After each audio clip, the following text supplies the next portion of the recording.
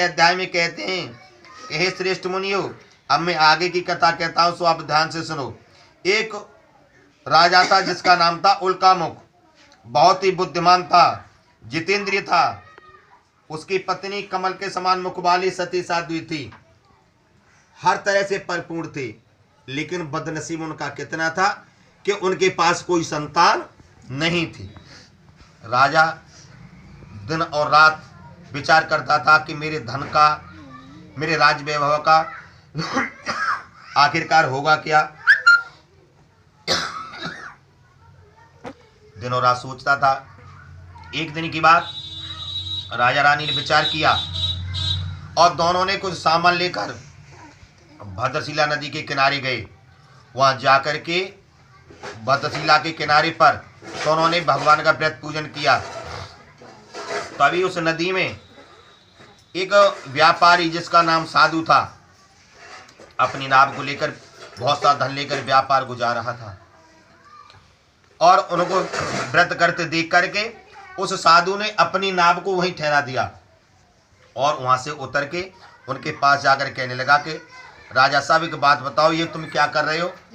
राजा ने कहा कि व्यापारी, मेरे पास किसी चीज की कोई कमी नहीं है और संतान के बिना मैं बड़ा दुखी हूँ, इसलिए संतान प्राप्ति के लिए मैं महाशक्तिवान श्री सत्यनारायण भगवान का व्रत पूजन कर रहा हूँ और मुझे विश्वास है कि इससे निश्चित ही मेरे घर में संतान हो जाएगी। व्यापारी कहने लगा, भैया तो हम तुम दोनों एक ही तारे हैं, ना तुम्हारे संतान है ना हमारे संतान है, ये बताओ व्रत कैसे होता है। राजा से पूरा वृतांत सीख करके व्यापारी अपने व्यापार से निवृत्त होकर जब घर गया तो अपनी पत्नी लीलावती से जाकर के कहा कि हम संतान प्राप्त करने वाला एक व्रत सीख करके आए, जब मेरे घर में संतान हो जाएगी तब मैं इस व्रत को करूंगा, कथा कराऊंगा। लीलावती ने कहा ठीक है। धीरे धीरे समय व्यतीत हो गया। भगवान की ऐसी कृपा हुई कि उसके घर में एक सुंदर कन्या ने जन्म लिया। तब मीठे शब्दों में लीलावती ने कहा कि प्रभु अब भगवान की कथा करा दो, तुम्हारे घर में कन्या ने जन्म लिया है, क्या चिंता मत कर, मैं जाके नामकरण पर करा दूंगा। गुण और दोषों के आधार पर ज्योतिषी ने उसका नाम कलावती रखा। तब लीलावती ने फिर कहा कि प्रभु अब तो कथा करा दो। कहने लगा कि चिंता मत कर, जाके ब्याह पे कर दूंगा। तो लो भी। और धीरे धीरे बेटी पिता के घर पर ही बुढ़ापे में आएगी, लेकिन ब्याह ना कर पाए। ब्याह करूंगा तो पैसा खर्च हो। एक दिन की बात कि बेटी को अपनी साथ की सखियों में घूमते हुए देखा। कहने लगा कि अब तो मेरी बेटी शादी के योग्य है। एक सो एक बड़े पुत्र को बुलाया, बड़ी धूमधाम से उसके साथ विवाह कराया, लेकिन दुर्भाग्यवश विवाह के बाद भी कथा कराना भूल गया और अपने दामाद को लेकर के राजा चंद्रकेत के यहाँ रतनपुर नगरी में व्यापार को चला गया। दोनों ससुर जमाई यानी व्यापार करने चले गए। भगवान बड़े क्रोधित हुए, कहा कि तू बार बार मेरी पूजा से विमुख होता है, जा तुझे दारुण दुख यानी बहुत तो दुखी होगा, तेरा सब कुछ नष्ट हो जाएगा। आज ससुर जमाई इधर व्यापार कर रहे हैं और घर में जो धन छोड़ करके गए थे, चोर घर में कूद गए, धन को चुरा ले गए। माँ बेटे इधर भूख प्यास से परेशान है। तब भगवान की ऐसी कृपा हुई कि जिस राजा के नगर में व्यापार कर रहे थे उसी राजा के सामान को चुरा कर दो चोर भागे जा रहे थे और चोरों ने देखा कि हमारे पीछे राजा के सिपाही आ रहे हैं, तो तुरंत ही उस सामान को जहाँ ससुर जमाई ठहरे वहीं रख के वो तो चोर तो भाग गए और राजा के सिपाहियों ने दोनों ससुर जमाई को पकड़ लिया, क्योंकि चोर उद्वय और बेउद्वय, और कहा कि तुम दोनों चोरों हमारे सामान को चुरा के लाए हो। बेचारों ने बहुत तेरी सफाई दी कि व्यापारी के लिए हमारे पास धन है, ये है वो, लेकिन राजा के सिपाहियों ने एक बात नहीं मानी। दोनों को खींच करके राजा के पास ले गए। कहा प्रभु हमें ये दो चोर लेके आए, कहिए इनको क्या दंड दिया जाए। राजा ने कहा दंड क्या, सबसे पहले इनका जो भी सामान उसे छीन लो और इन्हें कठिन कारावास यानी जेल में डाल दीजिए। दोनों को जेल में डाल दिया। अब इधर माँ बेटी दोनों घर में भूखी प्यासी और इधर ससुर जमाई दोनों जेल में पड़े हैं।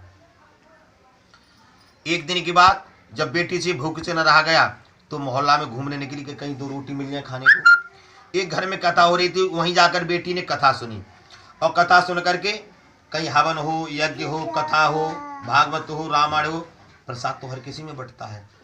तो जो बाद में प्रसाद बटा उस प्रसाद ले करके अब माँ के पास आई। माँ ने कहा बेटी लड़की जाति को इतना नहीं घूमना चाहिए, तू कहाँ थी। कहा माँ मैंने भगवान की कथा सुनी है और ये प्रसाद लेकर के आई हूँ, आप भी खा लो। दोनों माँ बेटी ने मिल बांट करके प्रसाद को खाया तो दोनों को ऐसे सांत्वना बंद की, उस प्रसाद को खाते ही जैसे किसी को बहुत जोर से बुखार चढ़ रहा हो और उसके सिर पर भीगा हुआ कपड़ा रख दो, ऐसे दोनों को एकदम चैन पड़ गया। हेलो, अब जब दोनों ने प्रसाद को खाया, सांत्वना बंद की, दोनों ने ये दृढ़ प्रतिज्ञा की कि हम अब कल भगवान का पूजन करेंगे, कैसे भी करें। दोनों ने जैसे तैसे सामान जोड़ा, परिवारजनों को एकत्रित किया, भगवान की कथा कराई, व्रत किया, पूजन किया। अब भगवान प्रसन्न हो गए, क्योंकि भगवान तो बड़े दयालु होते हैं। कहा देवी हम तेरी पूजा से खुश हैं, अब कोई वरदान मांग लो।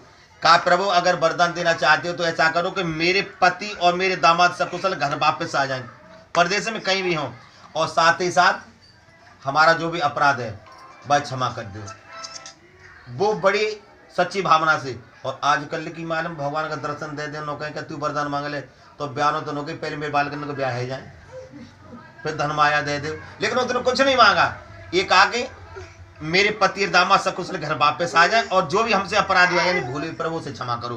भगवान का एक मत ऐसा ही होगा।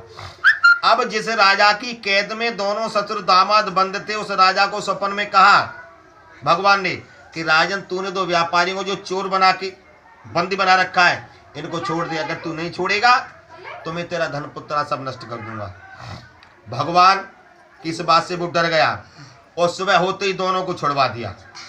आते ही दोनों ने राजा को नमस्कार किया। कहा प्रभु अब क्या दंड दोगे हमें। कहा अब आप निर्भय हो, कोई भय नहीं है आपको, और दोनों को बहुत सा धन दे करके विदा कर दिया। दोनों ने अपने नगर को चलने की तैयारी की। इत श्री सत्यनारायण व्रतम कथा तृतीय अध्याय संपूर्णम।